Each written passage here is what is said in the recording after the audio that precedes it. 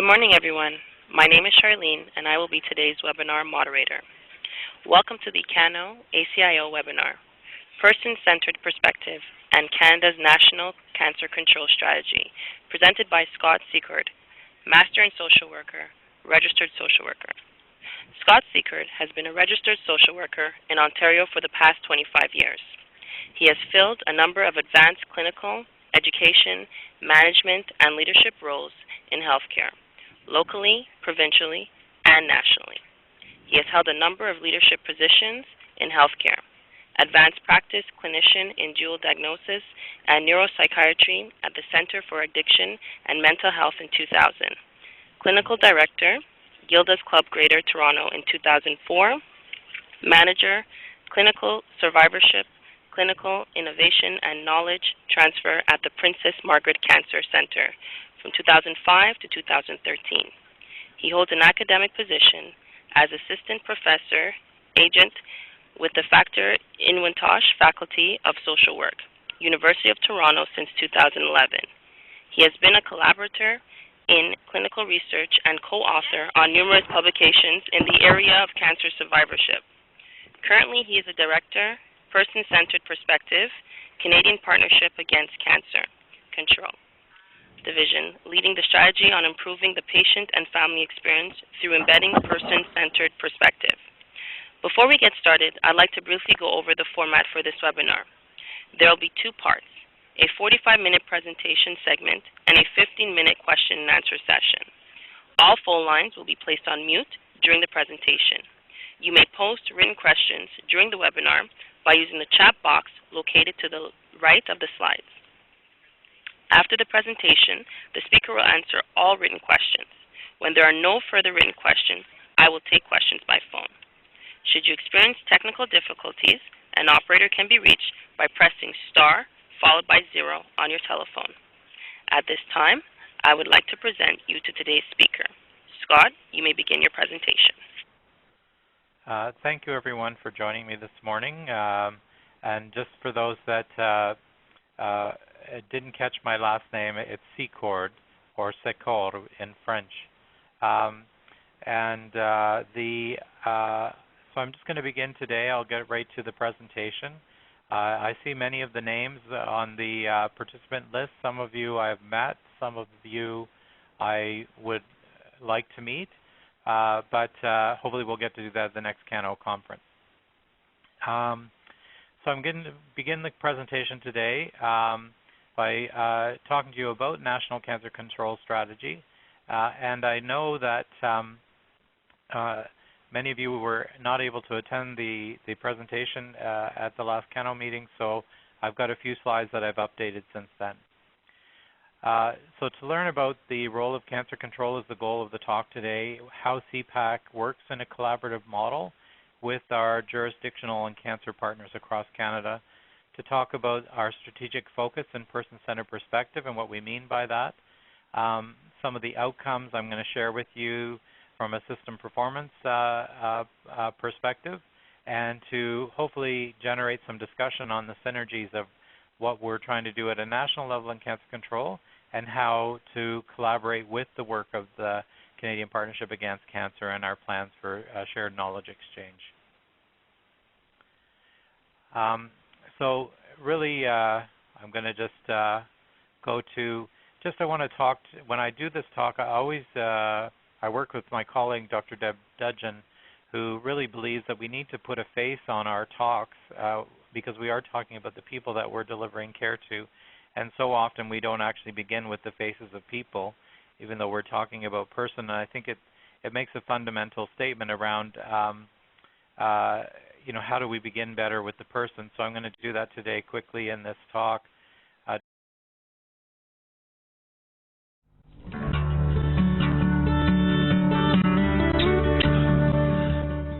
I remember saying on day one, now I know what it's like to be told you have cancer. Because we all guess and we all try to empathize, but you don't know until someone tells you.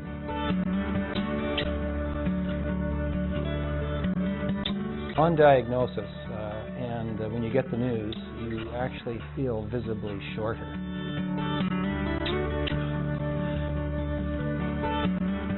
I was diagnosed in 2008 in May. I got a phone call, and that's when the dance started. Out of the whole, everything that I've been through, the waiting was the hardest thing, that I had to wait and wait because I felt every second of the day. When I think about surprises, probably everything is a surprise. A few people had told me not to look at my scar until I was ready. The hardest part in that was telling the kids. You know, it's not always easy. It's okay to be, you know, upset about what's going on. It really just does plain suck sometimes.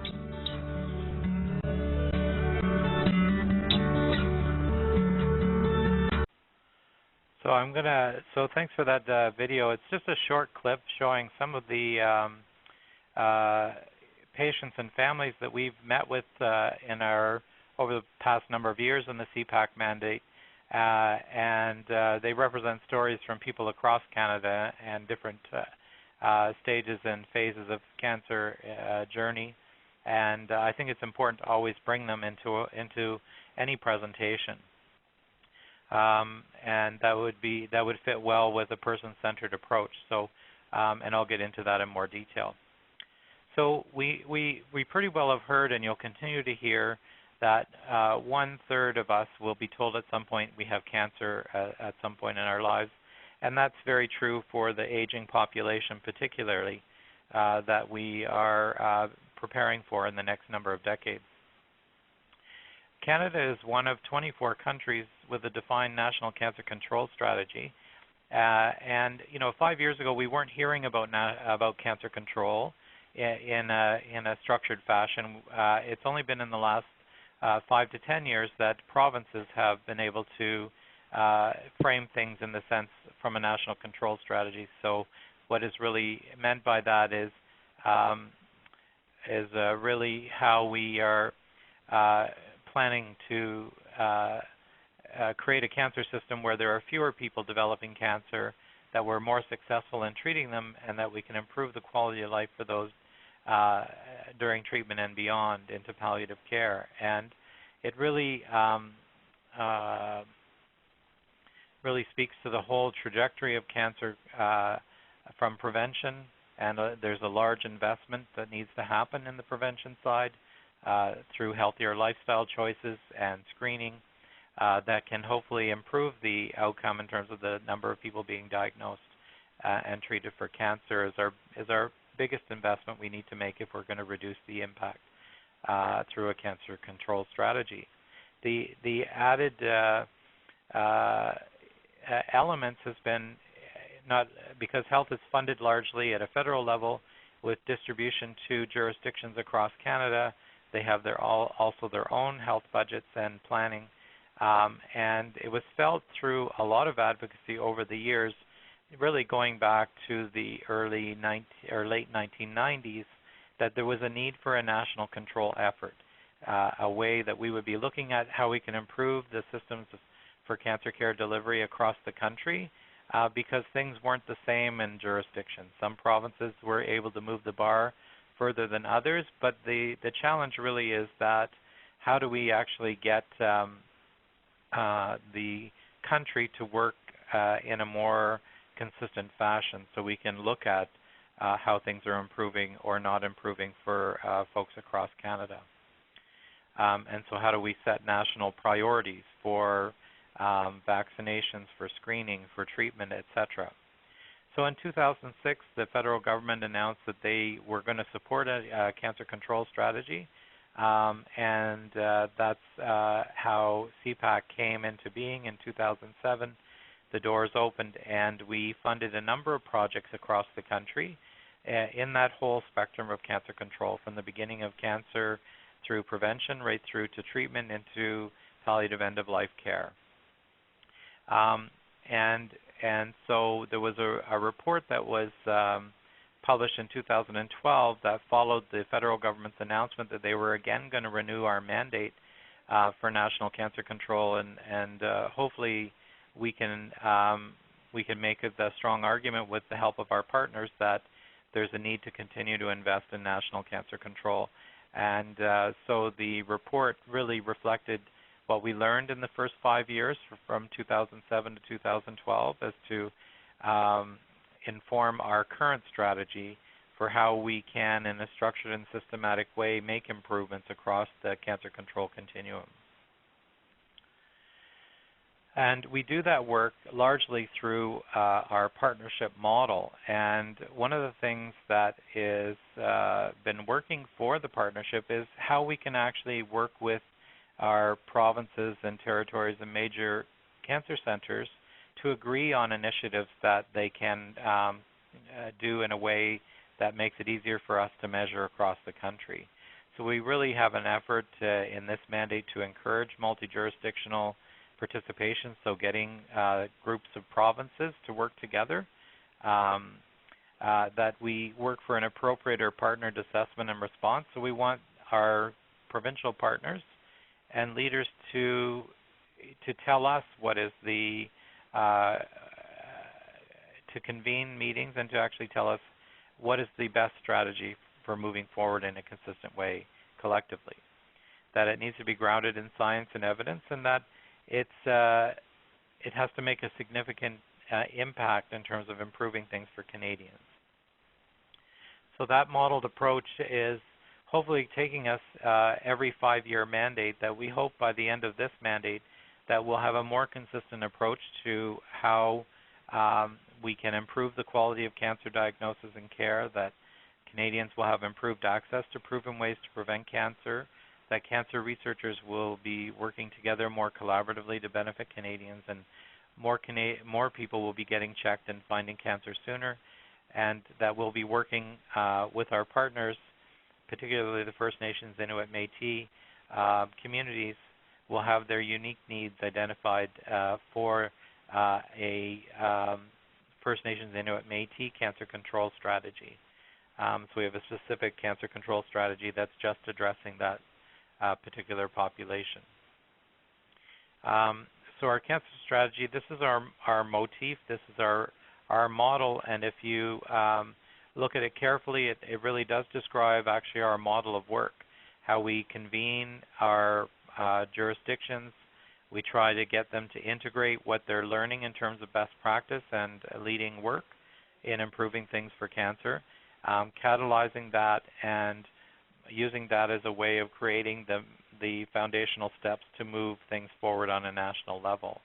So we do that by bringing our cancer centers and programs together, and that is our cancer community. So we don't really do anything without working with our community partners, and that includes organizations like CANO, the Canadian Association for Psychosocial Oncology, all of the stakeholders in cancer centers and research in the areas of cancer quality, cancer improvement, and survivorship. So we're really excited to be out there being one of the players, and we know that a significant amount of work happens at the jurisdictional level and local cancer level. So we, in our current mandate, we work with a very clear logic model which guides our strategic plan in terms of the ways we hope to improve impact by the end of this current mandate, which ends in 2017. So if you look at the bottom bar, it's really about improving access to evidence-based prevention strategies and quality of screening, more consistent actions to improve the quality of cancer care, capacity to respond to patient needs. That's the bubble that's largely focused on person-centered perspective that I'm going to talk about more.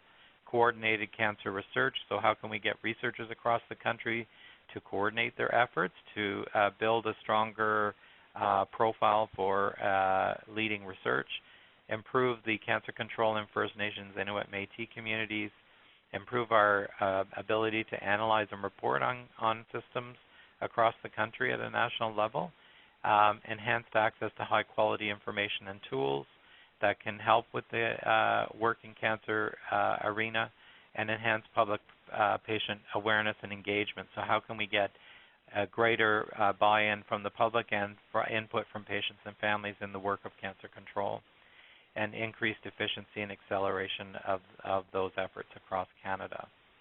So you can see that they speak to our more future goals around how we're improving things in 4 core pathways leading up to our ultimate goal, which is to reduce the incidence of cancer, lessen the likelihood of people dying from cancer, and improve the quality of life for those affected by cancer. So you're getting the idea of actually it isn't just, there's actually core strategies that are tied to the funds that come out of CPAC. So one thing I didn't talk about is that we are not a research funding organization. We are a quality improvement and organization really involved in improving systems level approaches to generating improvements in the cancer system. So people have to work with us in a little bit a different way, where we are not like a hands-off research organization. We actually work with our partners through a clear delivery model that leads to improvements, and that we stay engaged through that whole process that we collectively work towards. So I just want to switch gears now and talk a little bit about what we've learned so far in the first mandate. So what you'll see here is a schematic across the country which shows where there's current work that is taking place across the country that started in the first mandate. So each of the selected participant initiatives is highlighted there in the guide on the right-hand side of the map, and it helps to map where the initiatives are happening across the country.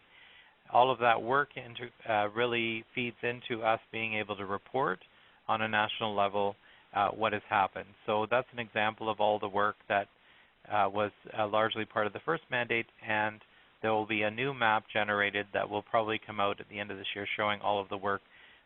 Some of it will be work that's continued, and other will be new initiatives targeting system-level improvements across the country in cancer care.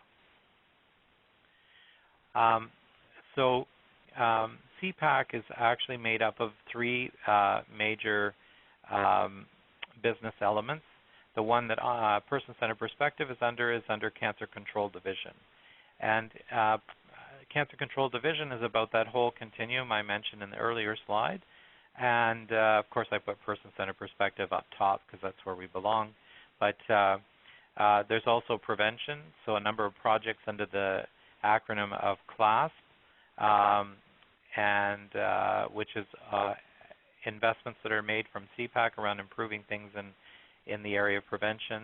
Canadian Partnership for Tomorrow and the Canadian Cancer Research Alliance are the portfolios that are focused largely on research in cancer and non-communicable diseases.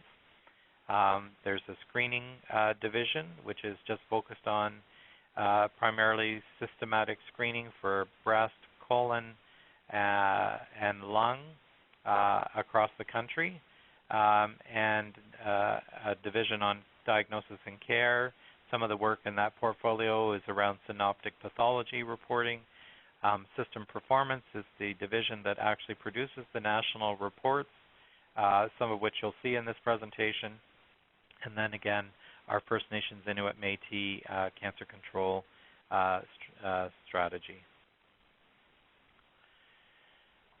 So what we've learned so far in those first 5 years in the divisions that we've had is that we know the cancer burden is not shared equally across the country. In fact, over the past few decades, cancer among First people in the country has increased dramatically in those communities for any number of reasons, lifestyle, etc. And that Canadians living in rural and remote areas, to no surprise to many of you, have different experiences with the cancer system, and that we need to do more in those areas of the country to improve the bar, as it's not the same as you would find in an urban center with a teaching hospital, for instance. That we need to improve our reach into First Nations communities, and we're going to be doing that in the work in Person-Centered, but also in the First Nations, Inuit, Métis Cancer Control Division. And I spell that out every time intentionally because it is 3 distinct nations, and we're really trying to be as culturally sensitive as we can to make sure that we're speaking about it as three specific First Nations, First Peoples communities. We want to work towards developing common reporting tools. So many of you may have been involved in distress screening, ESAS, Canadian Problem Checklist, various tools in your cancer programs that measure patient-reported outcomes and the patient experience. That may be through the ambulatory patient survey that you're familiar with, or NRC Picker instrument. And so some of that work we feel is very crucial to how we can measure whether things are getting better or not. And without data, we really can't move things forward, whether that's provincially or on a national level. That we now have a shared agenda for cancer research, and we really are working hard to connect evidence to practice through our CancerView website, which is in this mandate going to move forward in a greater way to provide the tools and access to professionals like yourselves to access things online from across Canada, so that everybody has the same level of access to evidence, tools, guidelines, and so on. In the area of prevention and early detection, we learned in the first mandate from the work we did that more Canadians are now screened for colon cancers, that more cancers and precancers are now being detected. That was largely because of a big media campaign around screening that has led to a measurable improvement in the next 20 to 30 years, that fewer Canadians now, as a result, we can pretty much demonstrate that there'll be less people dying from colon cancer as a result. In the system's performance, there's a lot of interest in the reports that we're able to publish, because provinces don't really have any way to compare how they are doing compared to their neighbor. So in terms of quality improvement, it's important to look at both jurisdictional and geographical factors that contribute to learning better methods and better mechanisms for how cancer care is delivered. So the reports are being looked at by provinces and territories as a very useful tool. So I'm going to now shift gears specifically into person-centered perspective, and I just want to say at the outset that it really evolved from the work in the cancer journey, and many of you may have been involved in that work, whether it was through Rebalance, Refocus, the cancer journey work. A number of action groups were set up as part of the first mandate, and it really set the stage and provided the foundation for what we have now as our national level lens for person-centered perspective. That fundamentally it's about putting the focus on the person as a key element in achieving a paradigm shift that is more person-centered versus patient-centered. And from the work that has started in the journey work and the work that we're planning to do in the person-centered perspective, that this is the approach that we're attempting to take. And it's a big step to actually generate a paradigm shift. That we continue to support a number of initiatives in the survivorship area, including the adolescent and young adult work in terms of a national strategy for clinical practice and support for the young population. Cancer Chat Canada continues to be supported by us through the second mandate in terms of providing the through a partnership model with other jurisdictions, online support program for cancer patients across Canada, that we are continuing to support the updating of the symptom management guidelines that were originally produced as a result of the first mandate, and practice guidelines, for instance, in the area of fatigue, psychosocial distress, pain management, etc. We also will be having some continued work in the area of the return to work issue for cancer patients in terms of building tools that professionals and patients will be able to use to help support them with this major gap in terms of the end of treatment. And we continue to support our efforts in the area of education for palliative care, delivery for oncology patients through the training of palliative care professionals across Canada, and we're working on a transition plan for that so that this work can continue being accessible to professionals in the field of oncology. So building on that cancer journey work really led us to our current priority focus in our program, largely around continued work in patient-reported outcome measurement, and we're going to be doing that not just in the area of distress screening, but across the whole continuum, whether it's at the entry to the cancer program, during treatment, and also palliative end-of-life care. So we're going to be looking at patient-reported outcome measurement as a mechanism to help us to be able to definitively demonstrate how our investments in cancer control in the patient experience arena actually lead to better outcomes. That's our hope, and with everybody's partnership, we hope we'll get there. So that includes the standardization and recognition of distress screening as needing to continue, that the evidence-based guidelines that have been developed and frameworks around how we can improve things, looking at models of care, training of the professional workforce. This was all work that led to the current directions we have in the program.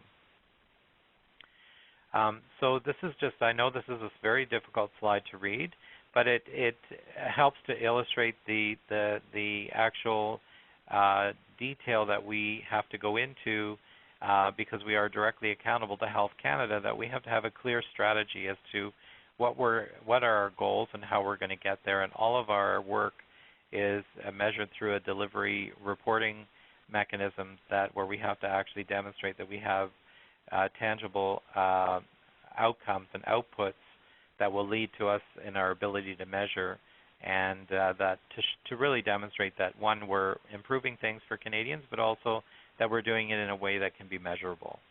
And so probably you're able to blow that up, and it will show you the templates that we have to work with in terms of guiding how we're going to get to our final goal. So person-centered perspective really is about beginning with the dignity and respect for persons and families, and that we need to acknowledge that we need to see things from their values and belief systems and background, and begin there, seeing the world through their eyes, and not just that they're here as a cancer patient, they're part of the health system.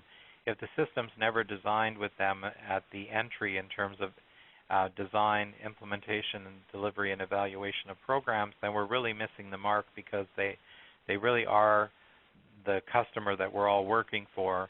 And I think it's important that we make this shift in healthcare for it to be seen as a meaningful event in terms of improving things for patients and families ultimately. And person-centered perspective also includes the input of the healthcare professional around the table. So it really is making sure that patients and families are part of the dialogue, and they're part of the discussion around how we're going to improve things. And that really transcends down at every level, from the national lens that we set out in terms of working. So many of our advisory groups and the work that we do at the partnership will have patient and family representation and input in a way that's integrated into what we're suggesting are the ways we move forward to improve things. And that's, you'll see, is happening in many jurisdictions at different levels. In some cases, provincial cancer organizations now have patient experience committees. They're being highly engaged in terms of research, decision-making, in terms of priorities for research at CIHR, et cetera. So these are the kinds of things that I think we're going to see evolving right down to the level of direct care in a hospital. So this paradigm shift really is about a shift from systems-delivered care to person-centered care, orientation to the delivery of health care that supports and incorporates the needs of patients first as the starting point, and that services and supports are delivered to the person from their perspective in terms of what are they saying their needs are. If their needs aren't really related to high-quality delivery of chemotherapy, when their choices are end-of-life care we need to make sure that that dialogue is happening and that we're not delivering care that isn't part of the patient's expressed wishes. And that it has to happen at the individual level, at our practice level, that shift, and also within healthcare organizations to see this implemented. And I see this as almost going to be a 20-year process cycle of change. And ultimately, because of the growing concern in the number and expanding cancer population over the next 2 decades, I sincerely believe that it has to happen, that we don't really have much of a choice given the volume and the expectations that patients now have as to what they'll be looking for in terms of a say in their own health care. And we need to be looking at different models of care, and we're going to be exploring that in our program, things like minimally disruptive medicine, which really looks at examining healthcare delivery from a burden versus treatment lens, that we need to really assess that as a way of informing how we deliver healthcare, that we have to prioritize care from the patient perspective, and concepts like the adoption of the concept of simultaneous care. So, for instance, for those people who have a diagnosis of cancer, and this comes from Cancer Care Ontario 2011 in their work, really that we need to start the conversation around the possibility of dying from cancer from the point of entry, that it isn't something that's left to the end, that these are discussions that patients need to be encouraged to have so that we can actually talk about the whole care of the person and how all that intersects, whether that's with primary care, with their family decision-making, and their own expressed wishes. And if we had a simultaneous model of care that looked at needs-based care versus pathology-driven care, that we would be better equipped and on target in terms of delivering care that's based on patient needs. So this is our current work plan and person-centered perspective. And it really highlighted in the green is our area of focus, and that actually is delivered by a small team here at the partnership, and it's governed largely by an advisory structure, and this is true for divisions all across the partnership.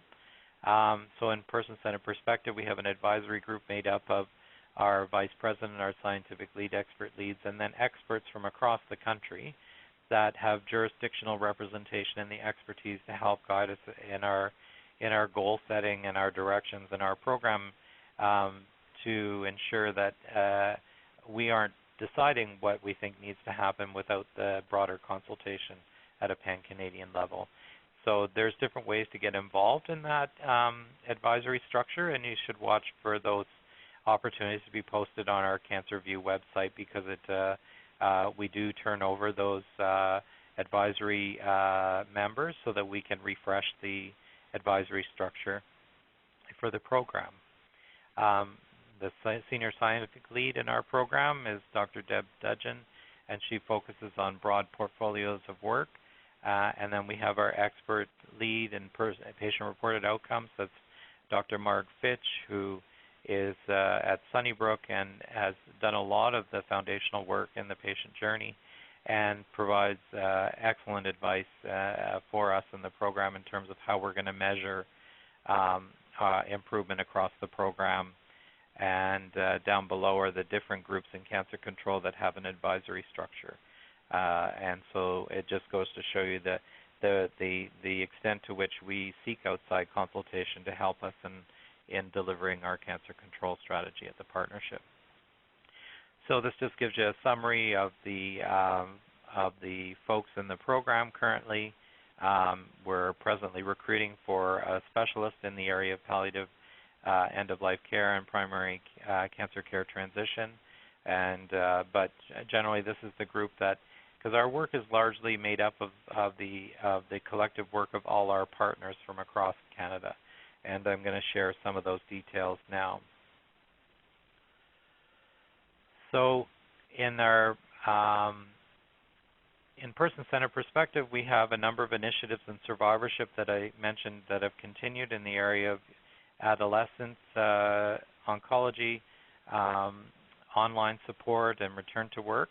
But we have 3 new initiatives that are being funded through our division, and one of them is really, they're all focused on embedding person-centered perspective. So this is an interesting concept for us. How do we do that at the program level? How do we do that at the level of the partnership? And how do we do that at the level of working with all our stakeholders? So these are conversations that are currently happening at all levels of healthcare delivery currently, and they'll continue. But we're hoping that we'll be able to provide some guidance from our program as to how we're going to define and frame person-centered perspective.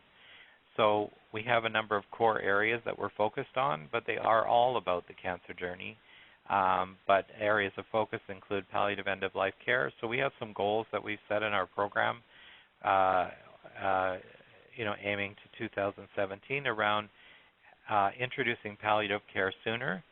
I should say palliative approach, and there's a difference between palliative approach and palliative care, incorporating aspects or elements that include advanced care planning, the respect for express wishes of patients around where they would like to have their death happen, and be well supported in that, and in the area of better symptom management. So you'll see some proposals that are going to come out in that area. We're going to be able to announce that in the month of March. So we're working with our partners to be able to make that more public, so people will know what the details are around some of those projects. Another area of focus for us is patient experience through patient-reported outcomes, and that's to continue the good work that happened in the first mandate and build on that.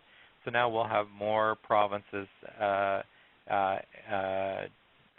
collecting patient-reported outcomes through screening and working on trying to come to a common agreement on what is the core set of minimum measures that we can come up with that we could measure across the country. And more importantly is what is the programmatic response that needs to be happening in terms of the response to that screening. In other words, what is actually happening for the patient? The next area of focus is in primary cancer care transition, and many of us have experienced at the practice level that this transition varies for many patients in terms of how well that happens.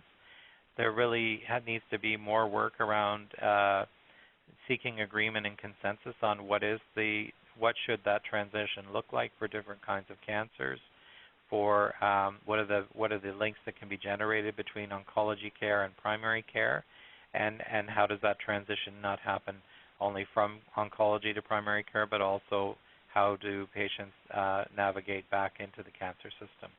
So we have some projects that are going to be happening in the next 3 years that are going to be telling us more about that area of work. So this is just a slide to illustrate the work that's involved in trying to put these calls for investment out there to our partners across the country in a way that's transparent. So we had a review panel process similar to other rigorous review protocols for research, where we worked with our partners to establish what the goals would be, what we wanted to focus on, and asked our partners to work with one another across the country in a multi-jurisdictional way. They were then adjudicated, and then the decisions were made, and then it has to be announced in a transparent way. And so we're just at the point now where our partners' agreements have been signed, and now we are going to, in the next month, we anticipate a general announcement about that, and with some plans for future. So the devil is in the details, and so it will be easier to speak more freely about the detailed projects that link to our overall goals. But again, you can see that takes almost an entire year to go through that process in a way that's rigorous and transparent. So we hope by 2017 in the area of patient-reported outcomes that We'll be better equipped to be asking patients what they need more routinely. We're going to be able to measure more routinely how they're doing in their cancer journey, and we'll have agreement on a common set of measures that can be collected across the country. So we're going to be working on that. This is an example of the patient experience measurement framework that will guide some of the work as we move forward in that discussion around reaching consensus. The red highlighted boxes are the area where we're focused now. The others are areas that we hope to get to as we move forward, but we have to really focus on what we can achieve in this mandate. So we're highly focused on the patient perspective area, the health system responses, and the structures that we're going to learn from in our current work and patient experience that will help guide us around that question around the common set of measures. In the areas for improving that transition for cancer patients to primary care, we hope that we're going to have a better inventory of education and training that needs to happen for oncology specialists and family physicians to prepare them for that. Provide better information for patients and families about making informed choices in terms of their health care and cancer care follow-up. Empower patients to identify their role in the process and include follow-up care in some of the medical school curriculum and interprofessional oncology education guidelines.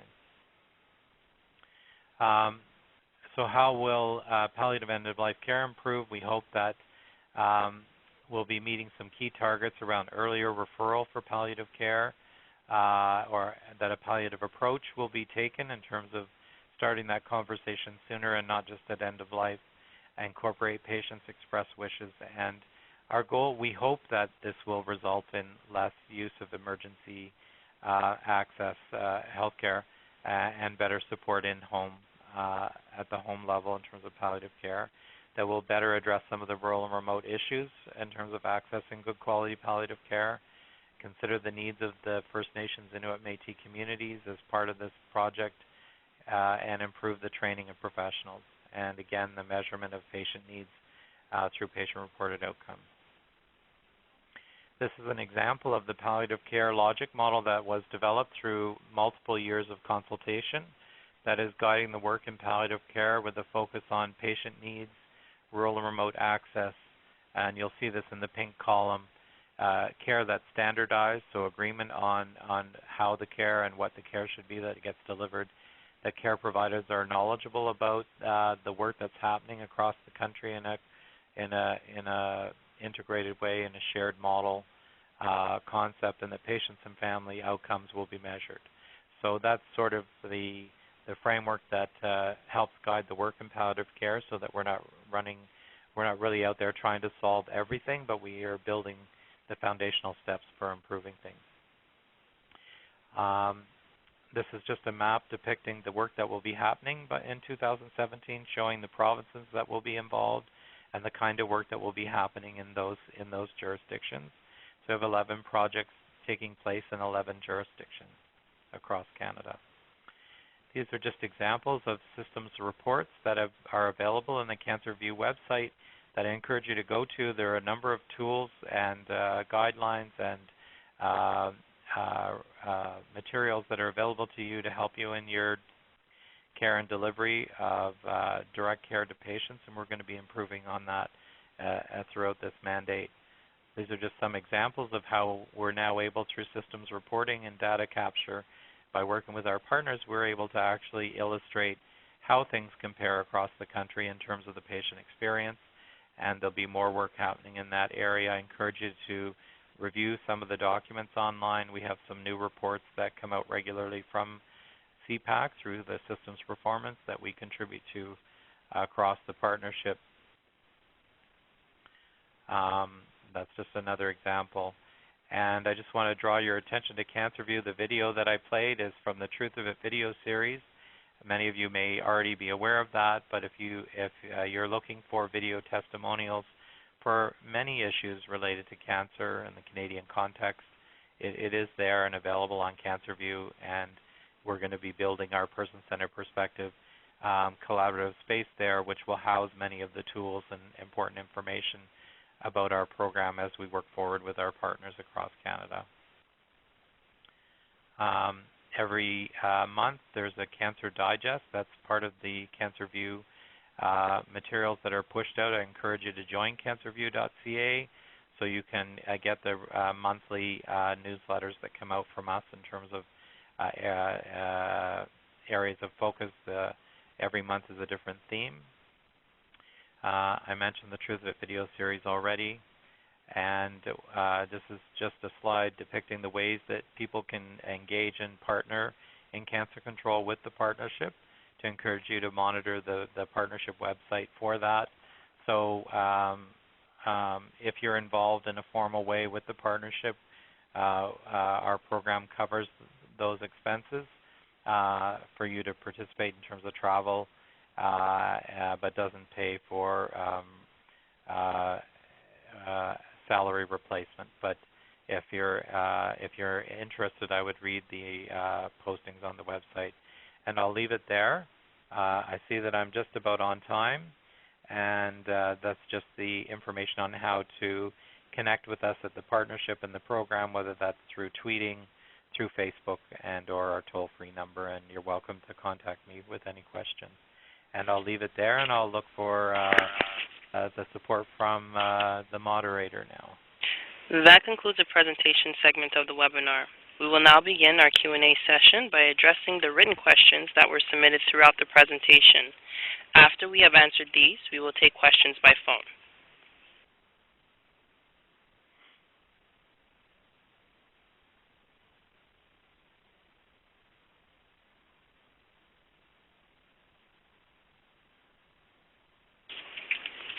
Please check the chat box for written questions.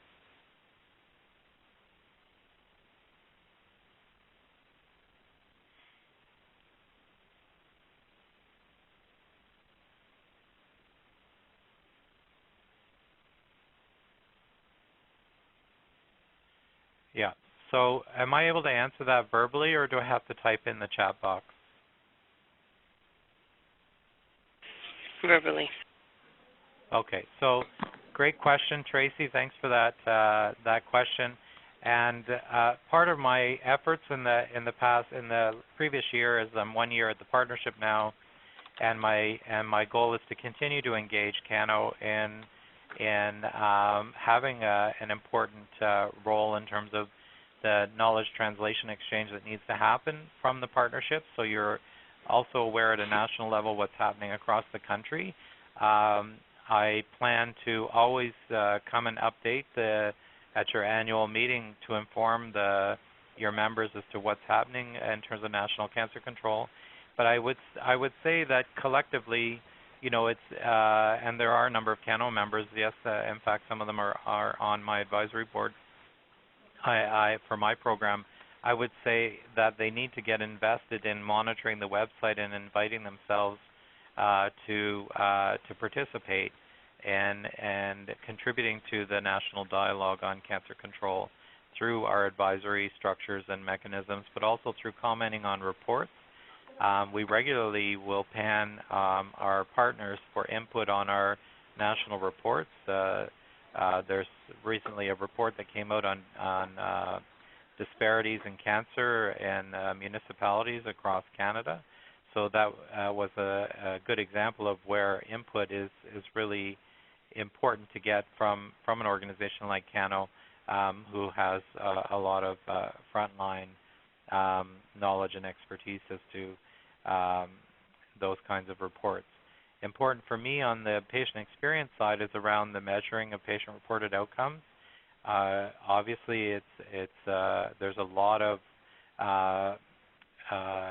direct connection with oncology nursing in terms of not only helping patients to fill those distress measures out, but also to follow the appropriate programmatic response in terms of what is the standardized approach to how you respond to questions around pain and psychosocial distress and so on. So there is actually one effort was to start screening, get everybody on board with that. Another is to then identify the core strategies for responding. The other way is through partnering with, with CPAC in terms of some kind of joint effort around ways that through dialogue and discussion, and I have had some of those chats with Barb Fitzgerald, who's I think your current organizational leader with CANO. So that's in progress.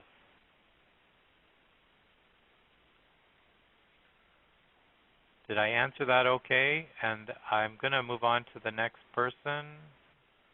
Oh, I didn't read that question out loud. So the question from Tracy was, what are your thoughts about how CANO can play a more involved role with CPAC and partnering in terms of that we have CANO members sitting and leading on some of the tables for CPAC currently and will in the future. So you'll be seeing a number of calls coming out for some of our initiatives in the palliative care area, patient experience, and primary care transition. So those national, they will all have a national advisory component to them. So you'll be seeing some information coming out from the partnership about that in the next number of months.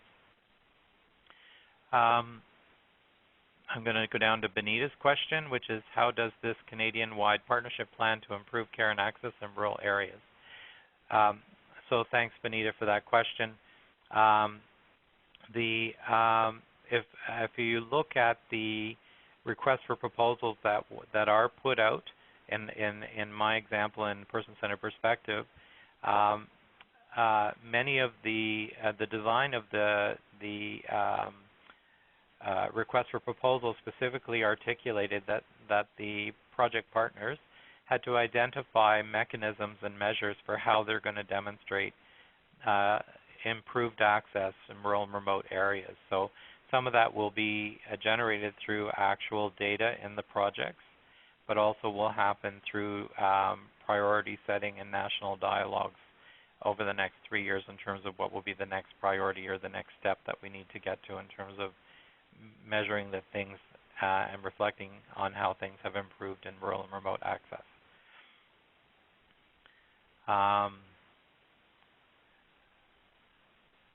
And the question, Benita, that you added there was, there seems to be a disparity in the knowledge with rural and remote physicians. Is there education support for these?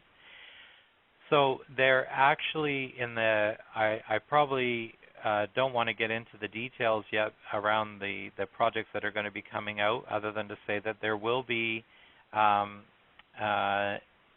educational work done in terms of areas of improving practice and expertise in the area of primary care specific to palliative care, and also work in the area of primary care transition. So some of that is specifically targeting rural and remote practices.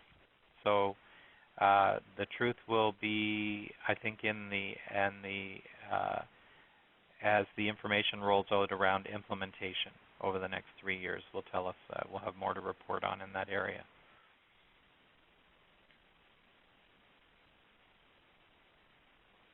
Do people generally have a better understanding of cancer control now following this webinar? Because I got that feedback from the presentation I gave at CANO that there was not as clear an understanding as to what the role is of CPAC and how we fund things and how we work and how we actually we need to be partners with organizations and practitioners like CANO and oncology nursing.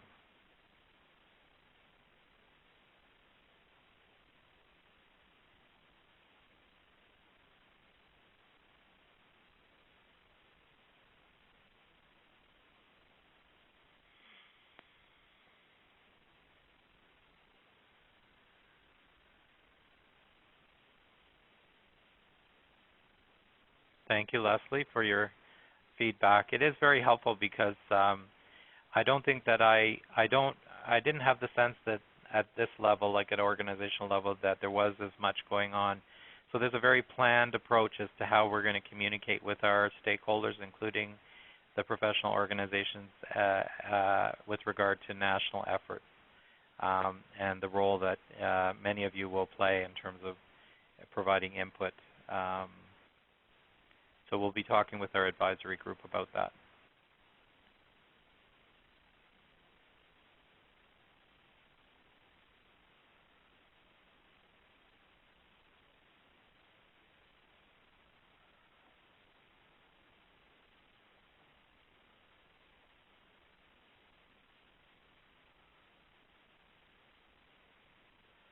Any other questions? I know it's hard without getting the details around the project, but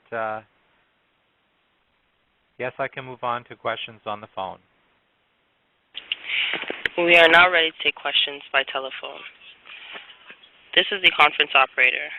If you would like to ask a question, please press 1 and the number 4. Again, if you would like to ask a question, please press 1 and the number 4.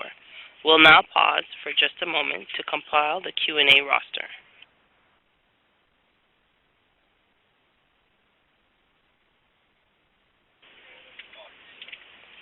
This is the conference operator again. If you would like to ask a question, please press 1 and the number 4.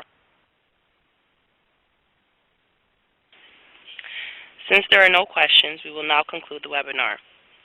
Once again, we would like to thank you for joining today's webinar presented by CANO, ACIO. We would like to alert you that the webinar evaluation will be sent to you via email following this presentation. Please take this opportunity to let us know which topics you would like to see in the future CANO, ACIO webinars. We hope that you have enjoyed today's webinar. Our next webinar will take place in March. Thank you all for joining us today. We sincerely appreciate your attendance.